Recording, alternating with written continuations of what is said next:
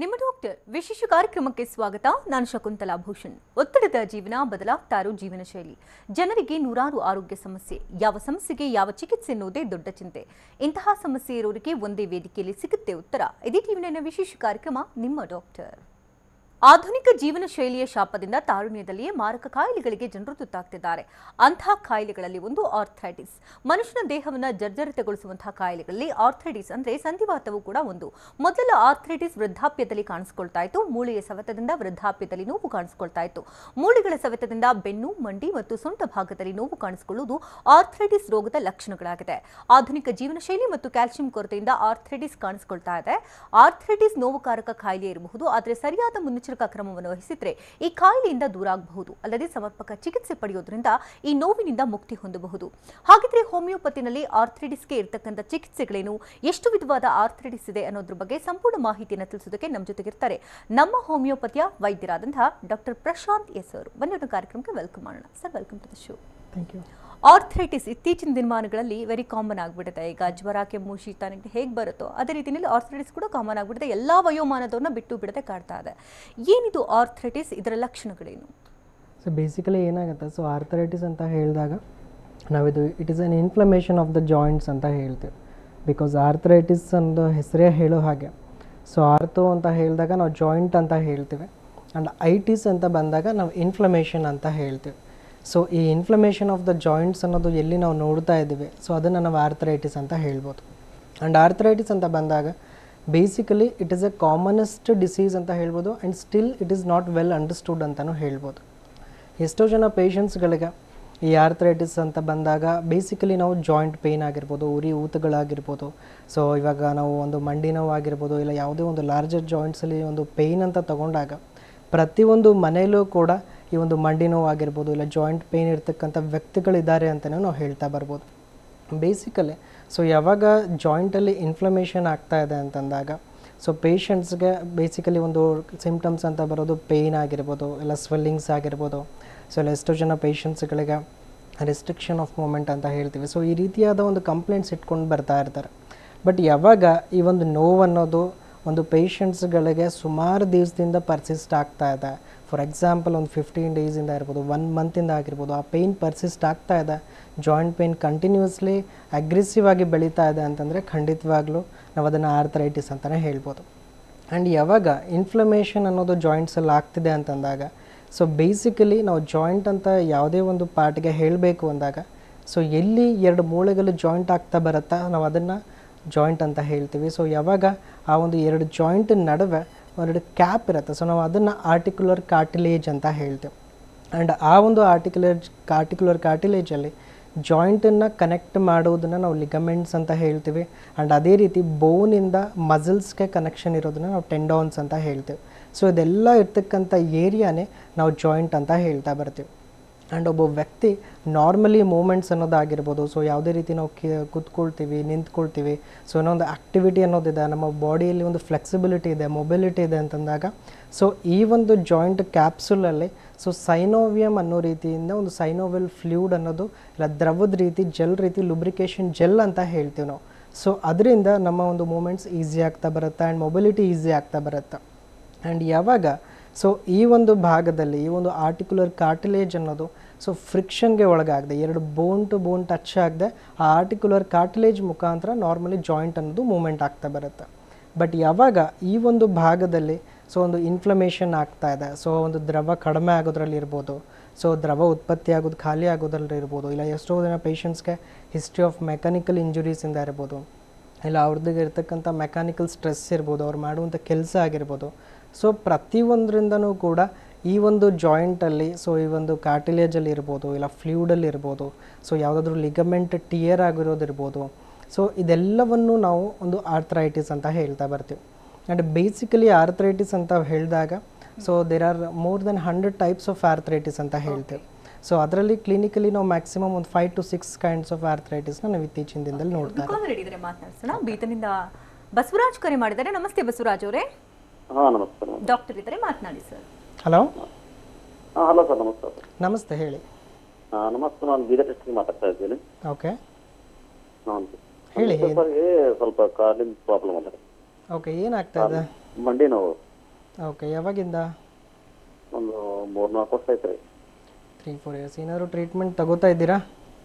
ಹಾಂ, ತಗೋತಾ ಇದ್ದೀವಿ ರೀ. ಅದಕ್ಕೆ ಸ್ವಲ್ಪ ಅವ್ರಿಗೆ ಶುಗರ್ನೂ ಇದೆ. Okay okay okay. ಬೇಸಿಕಲಿ ಏನಾಗುತ್ತೆ, ನಾರ್ಮಲಿ ಡಯಾಬಿಟಿಸ್ ಅನ್ನೋದಿದೆ, ಅದ್ರ ಜೊತೆ ಮಂಡಿ ನೋವು ನಿಮಗೆ 3 to 4 ಇಯರ್ಸಿಂದ ಇದೆ ಅಂತ ಹೇಳ್ತಾ ಇದ್ದೀರಾ. ಸೊ ಫಸ್ಟು ಮಂಡಿ ನೋವು ಅಂತ ಬರ್ತಾ ಇದೆ ಅಂದಾಗ ಏಜ್ ಫ್ಯಾಕ್ಟರ್ ತುಂಬ ಇಂಪಾರ್ಟೆಂಟ್ ಆಗಿರುತ್ತೆ. ಬಿಕಾಸ್ ನಾವು ಮಂಡಿ ನೋವು ಅಂತ ಬಂದಾಗ ಒಂದು ಆಸ್ಟಿಯೋ ಆರ್ಥರೈಟಿಸ್ ಅಂತ ಹೇಳ್ತಾ ಬರ್ತೀವಿ. ಮೇನ್ಲಿ ಅದು ಲಾರ್ಜರ್ ಜಾಯಿಂಟ್ಸ್ಗೆ ಎಫೆಕ್ಟ್ ಆಗ್ತಾ ಬರುತ್ತೆ. ಸೊ ಅದು ಒಂದು ಮಂಡಿ ಆಗಿರ್ಬೋದು, ಇಲ್ಲ ಸೊಂಟದ ಮೂಳೆಗಳು ಹಿಪ್ ಜಾಯಿಂಟ್ ಅಂತ ಹೇಳ್ತೀವಿ, ಅದಾಗಿರ್ಬೋದು. ಇಲ್ಲಿ ಸೊ ಈ ನಾರ್ಮಲಿ ಇವಷ್ಟೊತ್ತು ನಾವು ಹೇಳ್ದಂಗೆ ಆ ಫ್ಲೂಯಿಡ್ ಅನ್ನೋದ್ರಲ್ಲಿ ಏನಾದರೂ ಇನ್ಫ್ಲಮೇಷನ್ ಆಗ್ತಾ ಇದೆ, ಆ್ಯಂಡ್ ಇದು ಒಂದು ಡಿಜೆನರೇಟಿವ್ ಕಂಡೀಷನ್ ಅಂತ ಹೇಳ್ತೀವಿ. ಸೊ ಇದಾಗಿ ಒಂದು ಪೇಯ್ನ್ ಕಿಲ್ಲರ್ ಆಗಿರ್ಬೋದು, ಇಲ್ಲ ಸುಮಾರು ನಾವು ಆಯಿಂಟ್ಮೆಂಟ್ಗಳಾಗಿರ್ಬೋದು, ಸ್ಪ್ರೇಗಳು ತೊಗೊಳೋದಾಗಿರ್ಬೋದು. ಸೊ ಇವೆಲ್ಲವೂ ನಿಮಗೆ ಸೊ 3-4 ಇಯರ್ಸಿಂದ ನೀವು ಮಾಡ್ತಾ ಇದ್ದರೂ ಕೂಡ ಜಸ್ಟ್ ಏನಾಗಿದ್ರೆ ಒಂದು ಪೇಯ್ನ್ ಅನ್ನೋದು ಸಬ್ಸೈಡ್ ಆಗ್ಬೋದು, ಒಂದು 8ರಿಂದ 10 ಅವರ್ ನಿಮಗೆ ರಿಲೀಫ್ ಸಿಗ್ಬೋದು. And with a history of diabetes ಇರೋದ್ರಿಂದ ಸೊ ಎಷ್ಟೋ ಜನ ಪೇಷಂಟ್ಸ್ಗಳಿಗೆ ಇವಂದು ಈ ಕಂಡೀಷನ್ಸ್ ಅನ್ನೋದು ರಿಸಾಲ್ವ್ ಆಗೋದ್ರಲ್ಲಿ ತುಂಬ ಡಿಲೇ ಆಗ್ತಾ ಬರುತ್ತೆ. ಸೊ ಹಾಗಾಗಿ ಈ ಒಂದು ಕಂಡೀಷನ್ಸ್ಗೆ ಇದು ನಿಮ್ಗೆ ಏನಕ್ಕೆ ಬರ್ತಾ ಇದೆ, ಒಂದು ಪ್ರಾಪರ್ ಹಿಸ್ಟ್ರಿ ಮುಖಾಂತರ ಸೊ ಅದಕ್ಕೆ ಒಂದು ಟ್ರೀಟ್ಮೆಂಟ್ನ ಅವಶ್ಯಕತೆ ಇರುತ್ತೆ. And the same way so ನಿಮ್ಮ ಒಂದು ಆಹಾರ ಪದ್ಧತಿ ಆಗಿರ್ಬೋದು, ಇಲ್ಲ ಒಂದು ದೈಹಿಕ ಚಟುವಟಿಕೆಗಳಾಗಿರ್ಬೋದು, ಸೊ ಅದನ್ನು ಬದಲಿಸ್ಕೋಬೇಕಾಗತ್ತೆ. ಬಿಕಾಸ್ ಸೊ ಎಕ್ಸೆಸಿವ್ ವೆಯ್ಟ್ ಇರೋದ್ರಿಂದ ಆಗಿರ್ಬೋದು, ಇಲ್ಲ ತುಂಬ ನಿಮ್ಮ ಒಂದು ಲಾಂಗ್ ಸ್ಟ್ಯಾಂಡಿಂಗ್ ಕೆಲಸ ಇರ್ಬೋದು, ಇಲ್ಲ ಒಂದೇ ಕಡೆ ಕೂತ್ಕೊಳ್ಳೋದಿರ್ಬೋದು. ಸೊ ಇವೆಲ್ಲವೂ ಹಲವಾರು ಕಾರಣಗಳಿಂದನೂ ಕೂಡ ಆ ಮಂಡಿ ನೋವು ಬರೋದಿರುತ್ತೆ. ಸೊ ಒಂದು ಅದು ಯಾಕೆ ಬರ್ತಾ ಇದೆ ಅದನ್ನು ರೂಲ್ ಔಟ್ ಮಾಡಿಬಿಟ್ಟು ಅದ್ರ ಪ್ರಕಾರ ಟ್ರೀಟ್ಮೆಂಟು ಹೋಮಿಯೋಪತಿಲಿ ಕೊಡೋದ್ರ ಮುಖಾಂತರ ನಿಮ್ಮ ಕಂಡೀಷನ್ಗೆ ಬೆಟರ್ಮೆಂಟ್ ಸಿಗೋದಾಗಿರುತ್ತೆ. ಸೊ ಒಂದು ಸತಿ ವಿಸಿಟ್ ಆದರೆ ಹೆಚ್ಚಿನ ಮಾಹಿತಿ ಪಡ್ಕೋಬೋದು. ಧನ್ಯವಾದ ಬಸವರಾಜ್ ಅವರ ಕರೆ ಮಾಡಿದ್ದಕ್ಕಾಗಿ. ನೀವು ಆರ್ಥರೈಟಿಸ್ ವಿಧಗಳ ಬಗ್ಗೆ ಹೇಳ್ತಾ ಇದ್ರಿ, ಯಾವುದು ತುಂಬ ಡೇಂಜರಸ್? ಬೇಸಿಕಲಿ ನಾ ಹೇಳ್ದಂಗೆ ಫಸ್ಟ್ ದಿ ಕಾಮನೆಸ್ಟ್ ನಾವು ನೋಡಿದಾಗಿದ್ರೆ ಆಸ್ಟಿಯೋ ಆರ್ಥರೈಟಿಸ್ ಅಂತ ಹೇಳ್ತೇವೆ. ಸೊ ಆಸ್ಟಿಯೋ ಆರ್ಥರೈಟಿಸ್ ಅಂತ ಬಂದಾಗ ಇದನ್ನು ನಾವು ಪ್ರಾಪರಾಗಿ ಡಿಫೈನ್ ಮಾಡಬೇಕು ಅಂದಾಗ it is a degenerative condition in which there is an erosion of joints ಅಂತ ಹೇಳ್ತೇವೆ. ಸೊ ಬೇಸಿಕಲಿ ಎಷ್ಟೋ ಪೇಷಂಟ್ಸ್ಗಳಲ್ಲಿ ಸೊ ಏನು ನಾವು ಆರ್ಟಿಕ್ಯುಲರ್ ಕಾರ್ಟಿಲೇಜ್ ಅನ್ನೋದು ಒಂದು ಫ್ರಿಕ್ಷನ್ಗೆ ತುಂಬ ಇಂಪಾರ್ಟೆಂಟ್ ಆಗಿರುತ್ತೆ, ಫ್ಲೆಕ್ಸಿಬಿಲಿಟಿ ಅನ್ನೋದಿರುತ್ತೆ. ಸೊ ಪೇಷಂಟ್ಸ್ಗಳಿಗೆ ಈ ಒಂದು ಆಸ್ಟಿಯೋ ಆರ್ಥರೈಟಿಸ್ ಅನ್ನೋದು ಏನಾಗಿರುತ್ತೆ, ಸೊ ಆ ಒಂದು ಆರ್ಟಿಕ್ಯುಲರ್ ಕಾರ್ಟಿಲೇಜ್ ಅನ್ನೋದು ಡ್ಯಾಮೇಜ್ ಆಗೋದ್ರ ಮುಖಾಂತರ 2 ಬೋನ್ಗಳು ಹತ್ಕೊಳ್ಳೋಕೆ ಸ್ಟಾರ್ಟ್ ಆಗ್ತಾ ಇರುತ್ತೆ. ಸೊ ಎಷ್ಟೋ ಜನ ಪೇಷಂಟ್ಸ್ ಹೇಳ್ತಾ ಇರ್ತಾರೆ, ಸೊ ಏನೋ ಒಂದು ಕಟ್ ಅಂತ ಶಬ್ದ ಬರ್ತಾ ಇದೆ ಡಾಕ್ಟ್ರೆ ಅಂತ ಹೇಳ್ತಾರೆ. ಸೊ ನಾವೊಂದು ಕ್ರಿಪಿಟಸ್ ಅಂತ ಹೇಳ್ತೀವಿ, ಯಾವಾಗ 2 ಮೂಳೆ ಜಾಯಿಂಟ್ ಆಗ್ತಾ ಬರುತ್ತೆ. ಸೊ ನಾವು ಅಲ್ಲಿ ಬರ್ತಕ್ಕಂಥ ಶಬ್ದ ಅನ್ನೋದನ್ನು ಕ್ರಿಪಿಟಸ್ ಮುಖಾಂತರ ಈ ಒಂದು ಆಸ್ಟಿಯೋ ಆರ್ಥರೈಟಿಸಲ್ಲಿ ನೋಡ್ತಾ ಬರ್ತೀವಿ. ಆ್ಯಂಡ್ ಪೇಯ್ನ್ ಆಗಿರ್ಬೋದು, ಇಲ್ಲ ಆ ಒಂದು ಭಾಗದಲ್ಲಿ ಊತ ಆಗಿರ್ಬೋದು, ತುಂಬ ಕಾಮನ್ ಆಗಿ ನಾವು ಒಂದು ಆಸ್ಟಿಯೋ ಆರ್ಥರೈಟಿಸಲ್ಲಿ ನೋಡ್ತಾ ಬರ್ತೀವಿ. ಆ್ಯಂಡ್ ಆಸ್ಟಿಯೋ ಆರ್ಥರೈಟಿಸ್ ಅಂತ ಬಂದಾಗ ಸೊ ಇದು ಒಂದು ಮಧ್ಯಮ ವಯಸ್ಕರಲ್ಲಿ ನೋಡ್ತೀವಿ ಅಂತ ಹೇಳ್ಬೋದು, ಇಲ್ಲ ಒಂದು ಏಜ್ ಓಲ್ಡ್ ಫ್ಯಾಕ್ಟರ್ಸ್ ಅಂತ ಹೇಳ್ಬೋದು. ಬಿಕಾಸ್ ಒಂದು 40 to 50 ಏಜಲ್ಲಿ ದಿ ಕಾಮನೆಸ್ಟ್ ಕಂಡೀಷನ್ ಅಂತ ಹೇಳ್ಬೋದು ಇತ್ತೀಚಿನ ದಿನದಲ್ಲಿ. ಸೊ ವಯಸ್ಸಾಗ್ತಿದ್ದಂಗೆ ಮೂಳೆಗಳ ಸಾಂದ್ರತೆ ಕಡಿಮೆ ಆಗೋದನ್ನು ನಾವು ನೋಡ್ತಾ ಬರ್ತೀವಿ.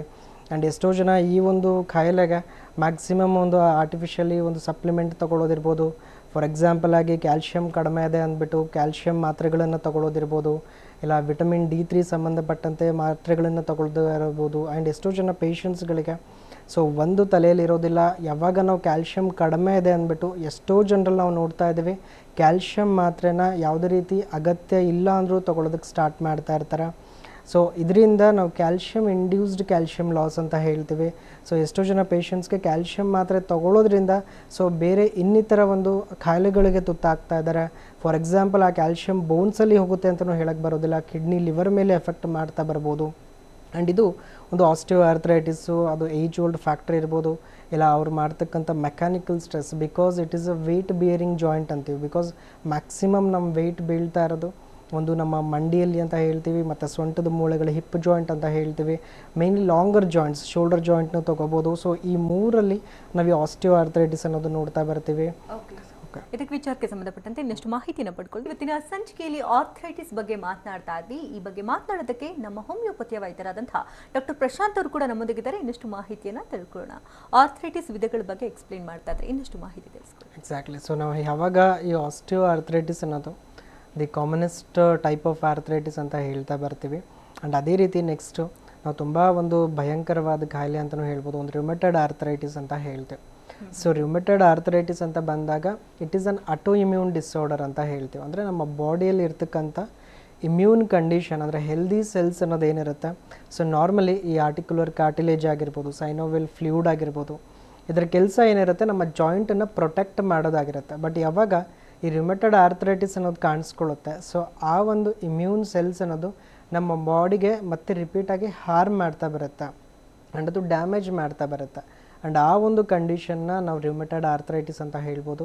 ಆ್ಯಂಡ್ ಇದು ಯಾವುದೇ ಒಂದು ಪರ್ಟಿಕ್ಯುಲರ್ ಜಾಯಿಂಟಲ್ಲಿ ಕಾಣಿಸ್ಕೊಳ್ತಾ ಇರೋದಿಲ್ಲ. ಸೊ ಎಷ್ಟೋ ಜನ ಪೇಷಂಟ್ಸ್ಗಳಲ್ಲಿ ನಾವು ಈ ಒಂದು ಫ್ಯಾಲೆಂಜಲ್ ಜಾಯಿಂಟ್ಸ್ ಅಂತ ಹೇಳ್ತೀವಿ, ಕೈ ಬೆರಳುಗಳಾಗಿರ್ಬೋದು, ಇಲ್ಲ ರಿಸ್ಟಲ್ಲಾಗಿರ್ಬೋದು, ಮೊಣಕೈಯಲ್ಲಾಗಿರ್ಬೋದು. ಸೊ ಎಲ್ಲ ರೀತಿಯಿಂದನೂ ಕೂಡ ರೊಟೇಟ್ ಆಗ್ತಾ ಬರುತ್ತೆ. ಎಷ್ಟೋ ಜನ ಪೇಷಂಟ್ಸ್ಗಳಲ್ಲಿ ನಾವು ನೋಡ್ತಾ ಇರ್ತೀವಿ, ವಿಕಾರವಾದ ಕೈ ಬೆರಳುಗಳನ್ನು ನೋಡ್ತಾ ಬರ್ತೀವಿ, ನಾವು ಡಿಫಾರ್ಮಿಟಿ ಅಂತ ಹೇಳ್ತೀವಿ. ಸೊ ಆ ಒಂದು ಸ್ಟೇಜಸ್ವರೆಗೂ ಈ ಒಂದು ರುಮೆಟೆಡ್ ಆರ್ಥರೈಟಿಸ್ ಹೋಗುತ್ತೆ ಅಂತಲೇ ಹೇಳ್ಬೋದು. ಬೇಸಿಕಲಿ ಎಷ್ಟು ಜನ ಪೇಷಂಟ್ಸ್ಗಳಿಗೆ ಇವತ್ತು ರುಮೆಟೆಡ್ ಆರ್ಥರೈಟಿಸ್ ಅನ್ನೋದಿರುತ್ತೆ, ಸೊ ಲೈಫ್ ಲಾಂಗ್ ಅವರು ಒಂದು ಆ್ಯಂಟಿ ಇನ್ಫ್ಲಮೇಟರಿ ಮಾತ್ರೆಗಳು ತಗೊಳ್ಳೋದಿರ್ಬೋದು, ಇಲ್ಲ ಸ್ಟಿರಾಯ್ಡ್ಸ್ಗೆ ಮೊರೆ ಹೋಗೋದಿರ್ಬೋದು. ಆ್ಯಂಡ್ ಇವತ್ತಿನ ದಿವಸ ಎಷ್ಟು ಜನ ಪೇಷಂಟ್ಸ್ ರುಮೆಟೆಡ್ ಆರ್ಥರೈಟಿಸ್ಗೆ ಟ್ರೀಟ್ಮೆಂಟ್ ತಗೋತಾ ಇದ್ದಾರೆ ಆ್ಯಂಡ್ ಲೈಫ್ ಲಾಂಗ್ ಪ್ರತಿ ದಿವಸ ಅವರ ಒಂದು ಡೇ ವಿತ್ ಅ ಪೇಯ್ನ್ ಕಿಲ್ಲರೇ ಸ್ಟಾರ್ಟ್ ಆಗ್ತಾ ಇರುತ್ತೆ ಅಂತ ಹೇಳ್ಬೋದು. ಬಿಕಾಸ್ ಸೊ ಅಷ್ಟರ ಮಟ್ಟಿಗೆ ಆ ಒಂದು ಪೇಯ್ನ್ ಅನ್ನೋದು ಕಾಣಿಸ್ಕೊಳ್ತಾ ಇರುತ್ತೆ. ಆ್ಯಂಡ್ ಈ ರಿಮೋಟೆಡ್ ಆರ್ಥರೈಸಲ್ಲಿ ಮಾರ್ನಿಂಗ್ ಸ್ಟಿಫ್ನೆಸ್, ಬೆಳಗಿನ ಜಾವ ಪೇಯ್ನ್ ಇರೋದನ್ನು ಅತಿ ಹೆಚ್ಚಾಗಿ ನಾವು ನೋಡ್ತಾ ಬರ್ತೀವಿ ಅಂತಲೇ ಹೇಳ್ಬೋದು. ಓಕೆ, ಕಾಲರ್ ಇದ್ದಾರೆ ಮಾತನಾಡಿಸೋಣ. ಮಾಲೂರಿನಿಂದ ರಮೇಶ್ ಕರೆ ಮಾಡಿದ್ದಾರೆ. ನಮಸ್ತೆ ರಮೇಶ್ ಅವರೇ. ನಮಸ್ತೆ ಮೇಡಮ್. ಡಾಕ್ಟರ್ ಇದ್ದಾರೆ, ಮಾತನಾಡಿ. ಸಮಸ್ಯೆ ಏನಿದೆ ಕೊಡಿ ಮೇಡಮ್. ಹಲೋ ಸರ್ ನಮಸ್ತೆ ಸರ್. ನಮಸ್ಕಾರ, ಹೇಳಿ ಸರ್. ನಮ್ಗೆ ಬಿಸ್ನೆಸ್ L4 L5 ಅಂತ ಹೇಳಿದ್ರು ಸರ್, ಅದು ಸಮಸ್ಯೆ ನರಗಳ ಪ್ಲಸ್ ಆಗೈತೆ ಅಂತ ಹೇಳಿ. ಓಕೆ, ಅದಕ್ಕೋಸ್ಕರ ನಾವು ಮೈಸೂರು ಆಯುರ್ಮಠಮಲ್ಲಿ ಟ್ರೀಟ್ಮೆಂಟ್ ತಗೊಂಬಂದು ಸರ್, ಅಲ್ಲಿ ಆಯುರ್ವೇದಿಕ್. ಓಕೆ ಸರ್ ತಗೊಂಬಂದು 4 ತಿಂಗಳಾಯ್ತು ಸರ್. ನಾವಾಗಿ ನಾವು ಕುತ್ಕೊಳಕ್ಕಾಗಲ್ಲ, ಎದ್ದೇಳಕ್ಕಾಗಲ್ಲ ಮೇಡಮ್ ಸರ್. ನರಗಳೆಲ್ಲ ಪ್ರಾಬ್ಲಮ್ ಕೊಡ್ತಾ ಐತೆ. ಕುತ್ಕೊಂಡ್ರೆ ಎದ್ದೇಳಕ್ಕಾಗಲ್ಲ ಸರ್. ಓಕೆ ಓಕೆ ಓಕೆ ಅದ ಸ್ಟ್ರೆಚಸ್ ತರ ಏನೋ ಮಾಡಿದ್ರು ಅವರು. ಇವಾಗ ನಾವು ಕುತ್ಕೊಂಡ್ರೆ ಎದ್ದೇಳಕ್ ಕಷ್ಟ, ಇದ್ರೆ ಕುತ್ಕೊಳ್ಳೋಕೆ ಕಷ್ಟ, ಆ ತರ ಐತೆ ಸರ್ ಪರಿಸ್ಥಿತಿ. ಏನ್ ಸರ್ ಮಾಡೋದಕ್ಕೆ? ಬೇಸಿಕಲಿ ಏನಾಗುತ್ತೆ, ಈ L4 L5 ಏನು ಹೇಳ್ತಾ ಇದ್ದೀರಾ, ನಾವು ವರ್ಟಿಬ್ರಾಸ್ ಅಂತ ಹೇಳ್ತೀವಿ. ನಾರ್ಮಲಿ ಒಬ್ಬ ವ್ಯಕ್ತಿಗೆ ಕತ್ತಿಂದ ಹಿಡಿದು ಕೆಳಗಡೆ ಕೂಡೋ ಭಾಗದವರೆಗೂ 33 ವರ್ಟಿಬ್ರಾಸ್ ಇರುತ್ತೆ, ಮೂಳೆಗಳಿರುತ್ತೆ ಅಂತ ಹೇಳ್ತೀವಿ. ಸೊ 2 ಬೋನ್ ನಡುವೆ ಒಂದು 15 ಮಿಲಿಮೀಟರ್ ಗ್ಯಾಪ್ ಇರುತ್ತೆ. ನಾವು ಅದನ್ನು ಡಿಸ್ಕ್ ಸ್ಪೇಸ್ ಅಂತ ಕರಿತೀವಿ. ಸೊ ಆ ಡಿಸ್ಕ್ ಸ್ಪೇಸ್ನ ಕೆಲಸ ಏನು ಅಂದರೆ, ನಾವು ಕುತ್ಕೊಂಡಾಗಿದ್ದಾಗಿರ್ಬೋದು, ಮಲ್ಕೊಂಡಾಗಿರ್ಬೋದು, ಸೊ ಅದೊಂದು ಶಾಕ್ ಅಬ್ಸರ್ವ್ ಥರ ಕೆಲಸ ಮಾಡ್ತಾ ಇರುತ್ತೆ. ಸೊ ಇಲಾಸ್ಟಿಕ್ ಆಗ್ತಾ ಬರುತ್ತೆ. ಬಟ್ ಯಾವಾಗ ಆ ಗ್ಯಾಪ್ ಅನ್ನೋದು ಕಡಿಮೆ ಆಗ್ತಾ ಬರುತ್ತೆ, ಅಲ್ಲಿ ಮಧ್ಯದಲ್ಲಿ ಇರ್ತಕ್ಕಂಥ ನರಗಳ ಮೇಲೆ ಬೀಳುವ ಒತ್ತಡನೇ ನಾವು ಸ್ಪಾಂಡಿಲೋಸಿಸ್ ಅಂತ ಹೇಳ್ತೀವಿ. ಆ್ಯಂಡ್ ಈ ಒಂದು ಕಂಡೀಷನ್ಸ್ ಬಿಡ್ತಾ ಹೋದಾಗ ಡಿಸ್ಕ್ ಬಲ್ಜ್ ಅಂತ ಹೇಳ್ತೀವಿ, ಸೊ ಡಿಸ್ಕ್ ಪ್ರೊಲ್ಯಾಪ್ಸ್ ಅಂತ ಹೇಳ್ತೀವಿ. ಸೊ ಈ ರೀತಿ ಡಿಸ್ಕ್ ಸಂಬಂಧಿತ ನಾನಾ ರೀತಿಯಾದ ಕಾಯಿಲೆಗಳಿಗೆ ತುತ್ತಾಗ್ತಾ ಬರ್ತೀವಿ. ಆ್ಯಂಡ್ ಎಷ್ಟೋ ಜನ ಪೇಷಂಟ್ಸ್ಗಳು ಇವಾಗ ನೀವು ಏನು ಮಾಡಿಸ್ಕೊಳ್ತಾ ಇದ್ದೀರಾ ಟ್ರೀಟ್ಮೆಂಟ್ ಅನ್ನೋದು, ಸೊ ಅದೇ ರೀತಿಯಾಗಿ ಮಾಡಿಸ್ಕೊಂಡಾಗ ಸೊ ಪೇಯ್ನ್ ಆಗಿರ್ಬೋದು, ಇಲ್ಲ ಯಾವುದೇ ರೀತಿ ರಿಸ್ಟ್ರಿಕ್ಷನ್ ಆಫ್ ಮೂಮೆಂಟ್ ಆಗಿರ್ಬೋದು, ಅತಿ ಹೆಚ್ಚಾಗೋದನ್ನು ನಾವು ನೋಡ್ತಾ ಬರ್ತೀವಿ. ಬಿಕಾಸ್ ಕೆಲವೊಂದು ಪೇಷಂಟ್ಸ್ಗಳಿಗೆ ಈ ಮಸಾಜ್ ರೀತಿ ಆಗಿರ್ಬೋದು, ಯಾವುದೋ ಒಂದು ಎಕ್ಸಸೈಸ್ರಿಂದ ಆಗಿರ್ಬೋದು, ಪ್ರತಿಯೊಂದು ಪೇಷಂಟ್ಸ್ಗಳಿಗೂ ಆ ಬೆಟರ್ಮೆಂಟ್ ಸಿಗ್ತಾ ಇರೋದಿಲ್ಲ. ಆ್ಯಂಡ್ ಪೇಯ್ನ್ ಅನ್ನೋದು ನಿಮಗೆ ಅತಿ ಆಗ್ತಾ ಇದೆ ಅಂತಂದಾಗ ಅದನ್ನು ಇನ್ನೂ ನೆಗ್ಲೆಕ್ಟ್ ಮಾಡೋದಕ್ಕೆ ಹೋಗಬೇಡಿ. ಬಿಕಾಸ್ ಸೊ ಈ ಒಂದು ಕಾಯಿಲೆನ ನೆಗ್ಲೆಕ್ಟ್ ಮಾಡ್ತಾ ಹೋದಾಗ ಡಿಸ್ಕ್ ಕಂಪ್ಲೀಟ್ಲಿ ಪ್ರೊಲ್ಯಾಪ್ಸ್ ಆದರೆ ಅದನ್ನು ಆಪ್ರೇಟೇ ಮಾಡಬೇಕಾಗತ್ತೆ. ಬಿಕಾಸ್ ಒಂದು ಲ್ಯಾಮಿನೆಕ್ಟಮಿ ಅಂತ ಹೇಳ್ತೀವಿ. ಸೊ ಆ ಡಿಸ್ಕ್ ಸ್ಪೇಸ್ನ ತೆಗೆದುಬಿಟ್ಟು ಆರ್ಟಿಫಿಷಿಯಲ್ ಡಿಸ್ಕ್ ಸ್ಪೇಸ್ ಹಾಕೋದು, ಸೊ ಅದು ಕೂಡ ನೋಡ್ತೀವಿ. ಆ್ಯಂಡ್ ಇದರಿಂದ ಇಂಥ ಬೇರೆ ಡಿಸ್ಕ್ ಸ್ಪೇಸ್ಗೂ ಕೂಡ ತೊಂದರೆ ಆಗೋದನ್ನು ನಾವು ನೋಡ್ತೀವಿ. ಸೊ ಹಾಗಾಗಿ ಸೊ ಆದಷ್ಟು ಒಂದ್ಸತಿ ಹೋಮಿಯೋಪತಿಯ ಚಿಕಿತ್ಸೆ ಸ್ಟಾರ್ಟ್ ಮಾಡ್ಕೊಳ್ಳಿ. ನಿಮಗೆ ಇರುವಂಥ ಕಂಡೀಷನ್ಸ್ಗೆ ಒಂದು ಪ್ರಾಪರ್ ಡಯಾಗ್ನೋಸಿಸ್ ಆಗಿರ್ಬೋದು, ಅದಕ್ಕೆ ಸೂಕ್ತ ಚಿಕಿತ್ಸೆ ತಗೊಳ್ಳಲು ಹೆಲ್ಪ್ ಆಗುತ್ತಪ್ಪ. ಧನ್ಯವಾದ ರಮೇಶ್ ಅವರೇ ಕರೆ ಮಾಡೋದಕ್ಕಾಗಿ. ಇನ್ನು ಈಗ ಚಳಿಗಾಲ ಬೇರೆ ಪ್ರಾರಂಭ ಆಗ್ತಾ ಇದೆ. ಆರ್ಥರೈಟಿಸ್ ಸಮಸ್ಯೆಯಿಂದ ಬಳಲ್ತಾ ಇರೋರಿಗಂತೂ ರೋಗ ಉಲ್ಬಣ ಆಗುವಂಥ ಸಮಯ. ಈ ಸಂದರ್ಭದಲ್ಲಿ ಯಾವ ರೀತಿ ಎಚ್ಚೆತ್ತುಕೊಳ್ಬೇಕು ಅಂತ ಹೇಳ್ತೀವಿ? ಬೇಸಿಕಲಿ ಏನಾಗುತ್ತೆ, ಆರ್ಥರೈಟಿಸ್ ಅಂತ ಬಂದಾಗ ಪೇಷಂಟ್ಸ್ ಯಾರು ದೀರ್ಘಕಾಲದಿಂದ ಇದರಿಂದ ಸಫರ್ ಆಗ್ತಾ ಇರ್ತಾರೆ, ಸೊ ಪ್ರತಿಯೊಬ್ಬರ ತಲೆಯಲ್ಲಿರುತ್ತೆ ಈ ಚಳಿಗಾಲ ಅನ್ನೋದು ಬಂದುಬಿಟ್ರೆ ಆಟೋಮೆಟಿಕಲಿ ನನಗೆ ಪೇಯ್ನ್ ಅನ್ನೋದು ಅದು ಇನ್ಕ್ರೀಸ್ ಆಗ್ತಾ ಇರುತ್ತೆ. ಸೊ ಆ ಪೇಯ್ನ್ ಸಿವಿಯರ್ ಆಗ್ತಾ ಬರುತ್ತೆ. ಆ್ಯಂಡ್ ಅವರು ಒಂದಿಷ್ಟು ಪೇಯ್ನ್ ಕಿಲ್ಲರ್ಸ್ಗಳಾಗಿರ್ಬೋದು, ಅದಕ್ಕೆ ಏನೇನು ಬೇಕು ಪ್ರತಿಯೊಂದನ್ನು ಪ್ರಿಪೇರ್ ಇರ್ತಕ್ಕಂಥ ಒಂದು ವ್ಯಕ್ತಿಗಳನ್ನು ನಾವು ನೋಡ್ತಾ ಇದ್ದೀವಿ. ಸೊ ಹಾಗಾಗಿ ಬೇಸಿಕಲಿ ಆರ್ಥರೈಟಿಸ್ ಅಂತ ಬಂದಾಗ ಪೇಷಂಟ್ಸ್ಗೆ ಸೊ ನಾವಿವಾಗ ಡಿಸ್ಕಸ್ ಮಾಡಿದ ಹಾಗೆ ಎಷ್ಟೋ ರೀತಿಯಾದ ಒಂದು ಆರ್ಥರೈಟಿಸ್ಗಳಲ್ಲಿ ಯಾವೊಂದು ಟೈಪ್ ಇದೆ ಪೇಷಂಟ್ಸ್ಗಳಿಗೆ. ಬಿಕಾಸ್ ಕೆಲವರಿಗೆ ನಾವು ಮೆಟಬಾಲಿಕ್ ಆರ್ಥರೈಟಿಸ್ ಅಂತ ಹೇಳ್ತೀವಿ, ತಗೊಳ್ತಕ್ಕಂಥ ಆಹಾರದಲ್ಲಿ ಸೊ ಯೂರಿಕ್ ಆ್ಯಸಿಡ್ ಅಂಶ ಅನ್ನೋದು ಜಾಸ್ತಿ ಆಗ್ತಾ ಇದೆ, ಅಥವಾ ಆ uric acid crystals in between the ಜಾಯಿಂಟ್ಸ್ಗೆ ಡಿಪಾಸಿಟ್ ಆಗ್ತಿದೆ ಅಂದಾಗಲೂ ಕೂಡ ನಾವು ಗೌಟಿ ಆರ್ಥರೈಟಿಸ್ ಅಂತ ಹೇಳ್ತೀವಿ. ಸೊ ನಾವು ಮೆಟಾಟಾರ್ಸೋಫ್ಯಾಲೆಂಜಿಯಲ್ ಜಾಯಿಂಟ್ಸ್ ಅಂತೀವಿ. ಸೊ ಆ ಒಂದು ಹೆಬ್ಬೆರಳಿನ ತುದಿಯಲ್ಲಿ ಏನಾದರೂ ಊತ ಬರ್ತಾ ಇದೆ, ಸೊ ಅದೇನಾದರೂ ರಿಸ್ಟ್ರಿಕ್ಷನ್ ಆಗ್ತಾ ಇದೆ ಮೂಮೆಂಟ್ಸಲ್ಲಿ ಅಂತಂದರೂ ಕೂಡ ಆ ಥರದ ಗೌಟ್ ಆರ್ಥರೈಟಿಸ್ ಅಂತೀವಿ. ಸೊ ಈ ರೀತಿ ನಾನಾ ರೀತಿಯಾದ ಆರ್ಥರೈಟಿಸ್ಗಳು ಪೇಷಂಟ್ಸ್ಗಳಿಗೆ ಸೀಸ್ನಲ್ ವೇರಿಯೇಷನ್ ಮುಖಾಂತರ ಟ್ರಿಗರ್ ಆಗ್ತಾ ಬರುತ್ತೆ. ಸೊ ಆ ಒಂದು ಕಂಡೀಷನ್ಸ್ಗಳಲ್ಲಿ ಮೇನ್ಲಿ ನಾವು ಫುಡ್ ಹ್ಯಾಬಿಟ್ಸ್ ಆಗಿರ್ಬೋದು, ಫಿಸಿಕಲ್ ಆ್ಯಕ್ಟಿವಿಟೀಸ್ ಆಗಿರ್ಬೋದು, ಸೊ ಸರ್ಟನ್ ಎಕ್ಸಸೈಸ್ಗಳು ಪರ್ಟಿಕ್ಯುಲರ್ ಜಾಯಿಂಟ್ಸಲ್ಲಿ ಯಾವುದರಿಂದ ಸಫರ್ ಆಗ್ತಿದ್ದಾರೆ, ಸೊ ಅದು ಎಷ್ಟೋ ಜನ ಪೇಷಂಟ್ಸ್ಗಳಿಗೆ ಹೆಲ್ಪ್ ಆಗ್ತಾ ಬರುತ್ತೆ.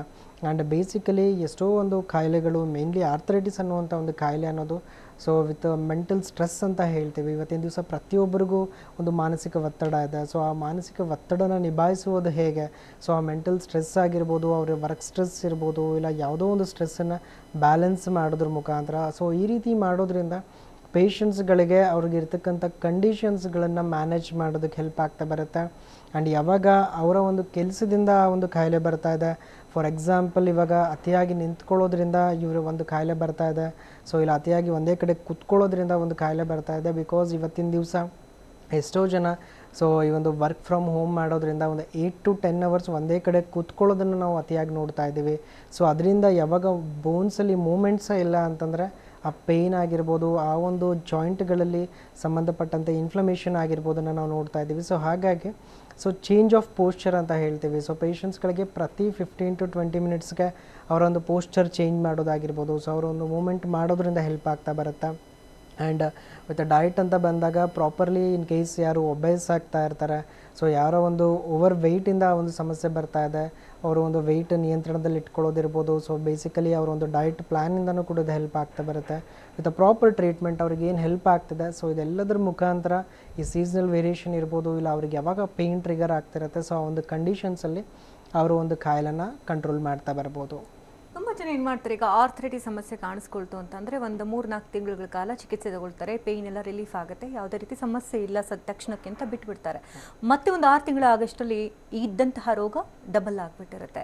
ಸೊ ಈ ರೀತಿ ಮಾಡೋದ್ರಿಂದ ಏನಾಗುತ್ತೆ ಅಂದರೆ ಬೇರೆ ಏನಾದರೂ ಕಾಂಪ್ಲಿಕೇಶನ್ಸ್ಗೆ ಲೀಡ್ ಆಗಬಹುದಾ ನೆಗ್ಲೆಕ್ಟ್ ಮಾಡೋದ್ರಿಂದ? ಎಕ್ಸಾಕ್ಟ್ಲಿ, ಬಿಕಾಸ್ ಏನಾಗುತ್ತೆ ಇಲ್ಲಿ ಪೇಷಂಟ್ಸ್ ನಾರ್ಮಲಿ ಇವತ್ತಿನ ದಿವಸ ಒಂದು ಪೇಯ್ನ್ ಇದೆ ಅಂದ್ಬಿಟ್ಟಾಗ ಸೊ ಇದನ್ನು ನಾವು ಸೆಲ್ಫ್ ಮೆಡಿಕೇಟ್ ಮಾಡೋರು ತುಂಬ ಜಾಸ್ತಿ ನೋಡ್ತಾ ಬರ್ತೀವಿ. ಒಂದು ಪೇಯ್ನ್ ಕಿಲ್ಲರ್ ತೊಗೊಳ್ಳೋದು, ಸೊ ಇವತ್ತಿನ ದಿವಸ ಮಾರ್ಕೆಟಲ್ಲಿ ಹಲವಾರು ಸ್ಪ್ರೇಗಳು ಬರ್ತಾ ಇದೆ, ಸೊ ಹಲವಾರು ಕ್ರೀಮ್ ಆಯಿಂಟ್ಮೆಂಟ್ಗಳನ್ನು ತೊಗೊಳ್ತಾ ಬರೋದು. ಸೊ ಈ ರೀತಿ ಮಾಡೋದ್ರಿಂದ ಏನಾಗುತ್ತೆ, ಪೇಯ್ನ್ ಅನ್ನೋದನ್ನು ಮ್ಯಾನೇಜ್ ಮಾಡ್ತಾ ಬರ್ತಾರೆ. ಸೊ ಇವತ್ತಿನ ದಿವಸ ಇದನ್ನು ತೊಗೊಳ್ತಾ ಇದ್ದೀನಿ, ಇವತ್ತಿನ ದಿವಸ ಹೇಗೋ ಪೇಯ್ನ್ ಅನ್ನೋದನ್ನು ಮೇಂಟೈನ್ ಆಗುತ್ತೆ. ಮತ್ತು ನೆಕ್ಸ್ಟ್ ಡೇ ಅದೇ ರೀತಿ ಪೇಯ್ನ್ ಕಿಲ್ಲರ್ಗಳನ್ನು ತೊಗೊಳ್ತಾ ಹೋದಾಗ ಸೊ ದೇಹದಲ್ಲಿ ಆರ್ಥರೈಟಿಸ್ನ ಹೊರತುಪಡಿಸಿ ಬೇರೆ ಕಾಯಿಲೆಗೆ ತುತ್ತಾಗ್ತಾ ಬರೋದನ್ನು ನೋಡ್ತೀವಿ. ಆ್ಯಂಡ್ ಈ ಒಂದು ಪೇಷಂಟ್ಸ್ಗಳಿಗೆ ಕಾಂಪ್ಲಿಕೇಶನ್ಸ್ ಅಂತ ನಾವು ನೋಡ್ತಾ ಬಂದಾಗ ಯಾವುದೇ ಒಂದು ಆರ್ಥರೈಟಿಸ್ ಪೇಷಂಟ್ 1 ದಿವಸ 2 ದಿವಸದಿಂದನೇ ಈ ಒಂದು ಜಾಯಿಂಟ್ ಅನ್ನೋದು ಊತ ಬಂದಿದೆ, ಸೊ ಜಾಯಿಂಟ್ ಅನ್ನೋದು ಬೆಂಡ್ ಆಗಿದೆ ಅನ್ನೋದು ಬರೋದಿಲ್ಲ. ದೀರ್ಘಕಾಲದಿಂದ ಸಮಸ್ಯೆ ಇದ್ದಾಗಲೇ ನಾವು ಡಿಫಾರ್ಮಿಟಿ ಅಂತ ನೋಡ್ತೀವಿ. ಸೊ ಈ ಕೈ ಬೆರಳುಗಳಾಗಿರ್ಬೋದು, ಜಾಯಿಂಟ್ಗಳು ವಿಕಾರವಾಗೋದನ್ನು ನಾವು ನೋಡ್ತಾ ಬರ್ತೀವಿ. ಆ್ಯಂಡ್ ಅದೆಲ್ಲವೂ ಕಾಂಪ್ಲಿಕೇಟೆಡ್ ಕಂಡೀಷನ್ಸ್ ಅಂತ ಹೇಳ್ತೀವಿ. ಆ್ಯಂಡ್ ಒಂದು ಸತಿ ಡಿಫಾರ್ಮಿಟಿಗೆ ಪೇಷಂಟ್ಸ್ ಹೋಗಿಬಿಟ್ಟಾಗ ಸೊ ಯಾವುದೋ ಒಂದು ಮಾತ್ರೆ ಕೊಡ್ತೀವಿ, ಸೊ ಮಾತ್ರೆ ಕೊಟ್ಬಿಟ್ಟು ನಾವು ಅದನ್ನು ಸರಿ ಮಾಡ್ತೀವಿ ಅನ್ನೋ ಸ್ಟೇಜನ್ನು ಕೂಡ ಪೇಷಂಟ್ಸ್ ದಾಟಿರ್ತಾರೆ ಅಂತ ಹೇಳ್ಬೋದು. ಸೊ ಈ ರೀತಿಯಿಂದ ಸೆಲ್ಫ್ ಮೆಡಿಕೇಷನ್ ಆಗಿರ್ಬೋದು, ಇಲ್ಲ ಆ ಒಂದು ಡೇಗೆ ಮಾತ್ರ ನನಗೆ ಚೆನ್ನಾಗಿದ್ರೆ ಅನ್ನೋ ರೀತಿಯಾದ ಮೆಡಿಸಿನ್ಸ್ ತಗೊಳ್ಳೋದಾಗಿರ್ಬೋದು, ಆರ್ಥರೈಟಿಸ್ಗೆ ಯಾವುದೇ ರೀತಿ ಹೆಲ್ಪ್ ಆಗ್ತಾ ಇರೋದಿಲ್ಲ. ಆ್ಯಂಡ್ ಆರ್ಥರೈಟಿಸ್ ಅಂತ ಯಾವುದೇ ಪೇಷಂಟ್ಸ್ ಇದ್ದರೂ ಕೂಡ ವಿತ್ ಅ ಪ್ರಾಪರ್ ಸೆಲ್ಫ್ ಮೆಡಿಕೇಷನ್ಸ್ನ ಬಿಟ್ಟು ಒಂದು ಪ್ರಾಪರ್ ಡಯಾಗ್ನೋಸಿಸ್ ಆಗಿರ್ಬೋದು, ಅದಕ್ಕೆ ಒಂದು ಟ್ರೀಟ್ಮೆಂಟ್ ಆಗಿರ್ಬೋದು, ಇದೆಲ್ಲವೂ ಮಾಡೋದ್ರ ಮುಖಾಂತರ ಅದನ್ನು ನಿಯಂತ್ರಣದಲ್ಲಿ ಇಟ್ಕೋಬೋದು. ಓಕೆ ಡಾಕ್ಟರ್, ಕಾರ್ಯಕ್ರಮಕ್ಕೆ ಆಗಮಿಸಿ ಹಲವು ಮಾಹಿತಿ ನೀಡಿದ್ದಕ್ಕಾಗಿ ಧನ್ಯವಾದ ತಮಗೆ. ನಮಸ್ತೆ ವೀಕ್ಷಕರೇ, ಡಾಕ್ಟರ್ ಪ್ರಶಾಂತ್ ಅವ್ರನ್ನ ಭೇಟಿ ಮಾಡಬೇಕಂದ್ರೆ ಅಡ್ರೆಸ್ ಪ್ಲೇಟ್ ಈ ರೀತಿ ಇದೆ, ನೋಟ್ ಮಾಡ್ಕೊಳ್ಳಿ. ನಮ್ಮ ಹೋಮಿಯೋಪತಿ ವಿಭಾಗ ಬೆಂಗಳೂರಿನ ಬ್ರಾಂಚಸ್ಗಳು ಈ ರೀತಿದೆ: ಮಲ್ಲೇಶ್ವರಂ, ಜಯನಗರ. ಇತರೆ ಬ್ರಾಂಚಸ್ಗಳು ಹುಬ್ಬಳ್ಳಿ, ಮೈಸೂರು, ದಾವಣಗೆರೆ, ಕಲಬುರಗಿ, ಹಾಸನ, ಶಿವಮೊಗ್ಗ ಮತ್ತು ಹೊಸಪೇಟೆ. ಕಾಂಟ್ಯಾಕ್ಟ್ ನಂಬರ್ ಈ ರೀತಿ ಇದೆ: 080466647777.